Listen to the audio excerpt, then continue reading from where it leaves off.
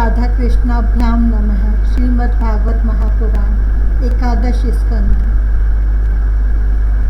निरस्त निखिला ज्ञानम ज्ञानाज्ञान विलक्षणम पूर्णानंदम किमपि तन्नील रत्नमहं भजे।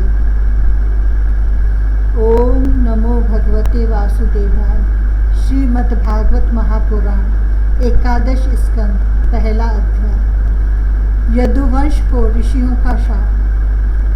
व्यास नंदन भगवान श्री सुखदेव जी कहते हैं, परीक्षित, भगवान श्री कृष्ण ने बलराम जी तथा अन्य यदुवंशियों के साथ मिलकर बहुत से दैत्यों का संहार किया तथा कौरव और पांडवों में भी शीघ्र मार काट मचाने वाला अत्यंत प्रबल कलह उत्पन्न करके पृथ्वी का भार उतार दिया। कौरवों ने कपटपूर्ण जुए से, तरह तरह के अपमानों से तथा द्रौपदी के केश खींचने आदि अत्याचारों से पांडवों को अत्यंत क्रोधित कर दिया था।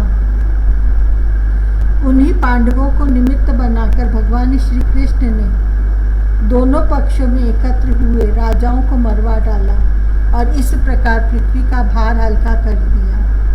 अपने बाहुबल से सुरक्षित यदुवंशियों के द्वारा पृथ्वी के भार, राजा और उनकी सेना का विनाश करके प्रमाणों के द्वारा ज्ञान के विषय न होने वाले भगवान श्री कृष्ण ने विचार किया कि लोक दृष्टि से पृथ्वी का भार दूर हो जाने पर भी वस्तुतः मेरी दृष्टि से अभी तक दूर नहीं हुआ, क्योंकि जिस पर कोई विजय नहीं प्राप्त कर सकता वह यदुवंश अभी पृथ्वी पर विद्यमान है। यह यदुवंश मेरे आश्रित है और हाथी, घोड़े, जनबल, धनबल आदि विशाल वैभव के कारण उच्छृंखल हो रहा है। अन्य किसी देवता आदि से भी इसकी किसी प्रकार पराजय नहीं हो सकती। बांस के वन में परस्पर संघर्ष से उत्पन्न अग्नि के समान इस यदुवंश में भी परस्पर कलह खड़ा करके मैं शांति प्राप्त कर सकूंगा और इसके बाद अपने धाम में जाऊंगा। राजन, भगवान सर्वशक्तिमान और सत्य संकल्प है। उन्होंने इस प्रकार अपने मन में निश्चय करके ब्राह्मणों के शाप के बहाने अपने ही वंश का संहार कर डाला, सबको समेटकर अपने धाम में ले गए। परीक्षित, भगवान की वह मूर्ति त्रिलोकी के सौंदर्य का तिरस्कार करने वाली थी। उन्होंने अपनी सौंदर्य माधुरी से सबके नेत्र अपनी ओर आकर्षित कर लिए थे। उनकी वाणी, उनके उपदेश परम मधुर दिव्याति दिव्य थे। उनके द्वारा उन्हें स्मरण करने वालों के चित्त उन्होंने छीन लिए थे। उनके चरण कमल त्रिलोक सुंदर थे। जिसने उनकी एक चरण चिन्ह का भी दर्शन कर लिया उसकी बहिर्मुखता दूर भाग गई। वह कर्म प्रपंच से ऊपर उठकर उन्हीं की सेवा में लग गया। उन्होंने अनायासी पृथ्वी में अपनी कीर्ति का विस्तार कर दिया, जिसका बड़े बड़े सुकवियों ने बड़ी ही सुंदर भाषा में वर्णन किया है।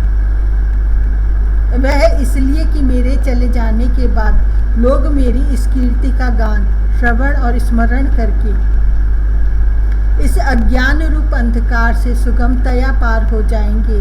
इसके बाद परमेश्वर्यशाली भगवान श्री कृष्ण ने अपने धाम को प्रयाण किया।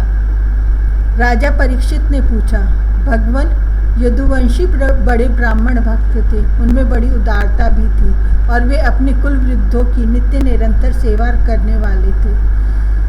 सबसे बड़ी बात तो यह थी कि उनका चित्त भगवान श्री कृष्ण में लगा रहता था। फिर उनसे ब्राह्मणों का अपराध कैसे बन गया और क्यों ब्राह्मणों ने उन्हें शाप दिया?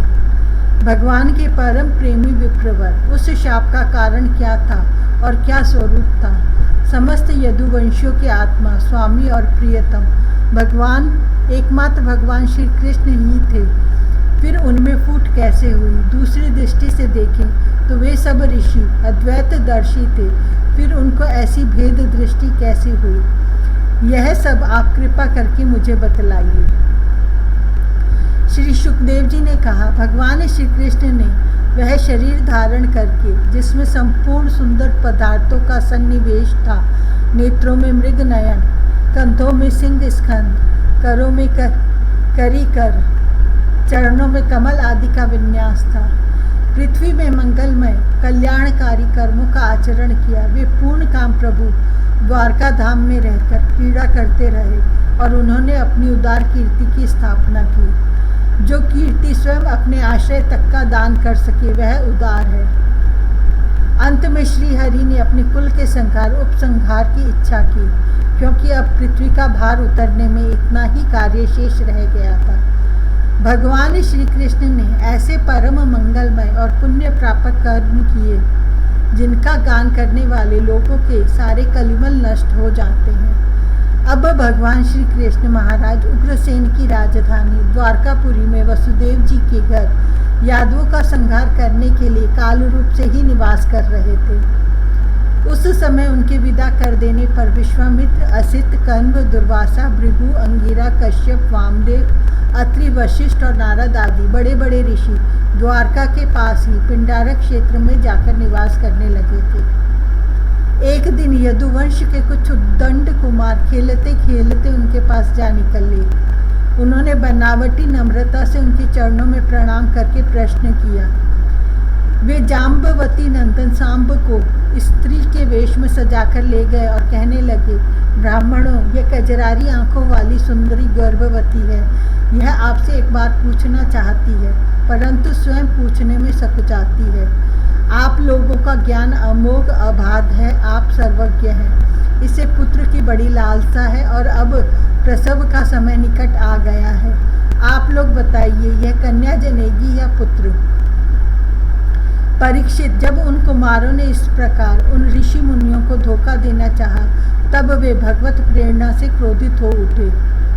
उन्होंने कहा, मूर्खों, यह एक ऐसा मूसल पैदा करेगी जो तुम्हारे कुल का नाश करने वाला होगा। मुनियों की यह बात सुनकर वे बालक बहुत ही डर गए। उन्होंने तुरंत सांब का पेट खोलकर देखा तो सचमुच उसमें एक लोहे का मूसल मिला। अब तो वे पछताने लगे और कहने लगे, हम बड़े अभागे हैं, देखो हम लोगों ने यह क्या अनर्थ कर डाला। अब लोग हमें क्या कहेंगे। इस प्रकार वे बहुत ही घबरा गए और मूसल लेकर अपने निवास स्थान में गए। उस समय उनके चेहरे फीके पड़ गए थे, मुख कुम्हला गए थे।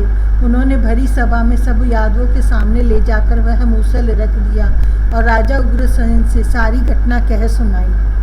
राजन, जब सब लोगों ने ब्राह्मणों के शाप की बात सुनी और अपनी आंखों से उस मूसल को देखा, तब सबके सब द्वारकावासी विस्मित और भयभीत हो गए, क्योंकि वे जानते थे कि ब्राह्मणों का शाप कभी झूठा नहीं होता। यदुराज उग्रसेन ने उस मूसल को चूरा चूरा करा डाला और उस चूरे तथा लोहे के बचे हुए छोटे टुकड़े को समुद्र में फेंकवा दिया।